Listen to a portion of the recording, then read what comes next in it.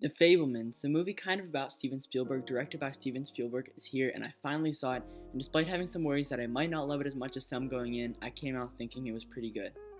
The Fabelmans is about Sammy Fabelman, a young kid, clearly heavily based off of Steven Spielberg's childhood, who wants to become a filmmaker. Spielberg is able to perfectly encapsulate the spark of inspiration and desire an artist of any kind gets to create something. The scenes of Sammy making his first movies are absolutely magical. You see how much the filmmaking means to him, how much, despite his age, the idea of crafting art is his greatest aspiration, and how motivated he is to do it.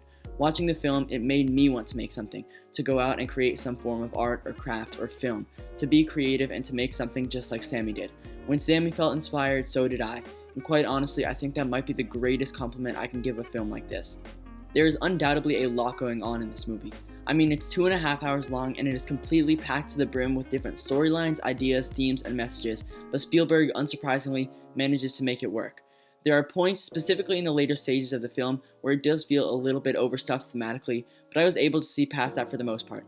Spielberg's direction is very much a large part of why. By no means is this his best directed film ever, but I think the fact that he's able to mix so many different plot points over multiple different points in time while still making the film complete and satisfying from a narrative perspective is pretty impressive. There are still times where all the plot lines mixing together with each other can become a bit distracting though. The film continuously jumps from one point in time to another. Every time one solution to a problem in one storyline is found, it jumps ahead to another story point. Sometimes the problem isn't even solved, adding another problem to the pile. I guess by the end everything is resolved, but still, there's so much going on with alternate tones and ideas behind it, which makes the film a little bit strange to watch at times. I definitely need to spend some time to talk about the acting because there is a lot of it in this movie, and quite honestly, I think most of it is pretty great. I'll start by saying that Paul Dano and Seth Rogen, who played the father and uncle of Sammy respectively, were both a lot better than I expected. I was a bit worried because I wasn't really sure either of these guys could do what they had to in this film. I had never really seen Dano play a role like this, and I haven't always loved Rogen's more serious performances in more serious films, and I wasn't sure if he could be good enough, but I guess I was wrong. Dano, as the father, obviously played a much more important role and had a lot more screen time, but Rogen in a short time on screen was just as good.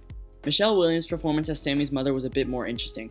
Going into the film, I had heard so many good things about her, and obviously I already knew that she was a great actress. But in this movie, I still don't know what to think of her performance. At points, I think she was very good. She was funny, she displayed emotion, and was very much the heart of the film. But at others, she wasn't quite as great. Maybe it's also because her character was written a bit strangely, but it felt like she was always doing too much and then switching up real fast. Like she was always getting way too emotional, but then right after that she was fine. Or she'd be fine 1 second, but then something would happen and she'd start crying or something in the next. I don't know, maybe I was the only one who had a problem with that, but I do think it distracted a bit from the rest of Michelle Williams' otherwise good performance. On a more positive note, Gabriel LaBelle was a huge surprise, and I honestly think he was great. Maybe I could have hoped for a bit more enthusiasm from him at points, but I thought he was great in the lead role, and now I'm really excited to see him in more things. And also, the two cameos from Judd Hirsch and David Lynch were both excellent.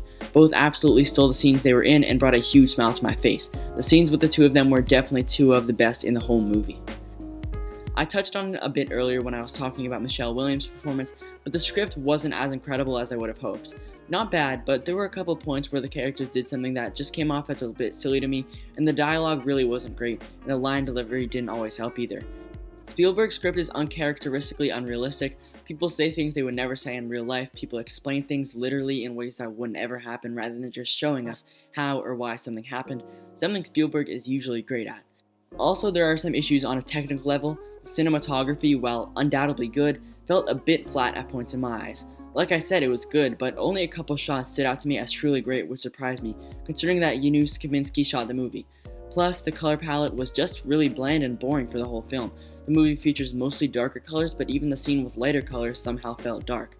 The score, composed by the legendary John Williams, a man who has made some of the greatest, grandest, and most famous scores of all time, is fine. Like the cinematography, it's far from bad, but it did get a bit boring. It was very simple and basic, and there were never any big, grand moments. I guess that makes sense for a movie like this, but it was still unfortunate. So yes, the score works for the movie, but I wouldn't call it anything better than solid. And still, with all that said, I love this movie. Maybe it's overly cheesy, nostalgic, and sentimental at points. Maybe it does feel like it goes on for a bit too long and has too much going on. Maybe the main message of the movie becomes a bit jumbled because of all the movie tries to do, but I really don't care. I really like this film, and I don't think anything could be said that would change my mind. I think I'll give this movie a 9 out of 10. Maybe it's closer to an 8.5 out of 10, but I don't like to use decimals, and I like this movie enough to the point where I'm fine with saying it's a 9.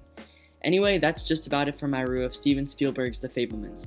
This probably won't be the last time I'll talk about this movie on my channel, because I'm pretty confident it will end up in at least my top 15 movies of the year, so I bet I'll talk about it in my video of my favorite films of the year. Anyway, did you like this film as much as I did? Did you like it more? Did you like it less? Please let me know in the comments. I'd truly love to hear what you have to say. Anyway, thanks for watching, and I'll see you soon.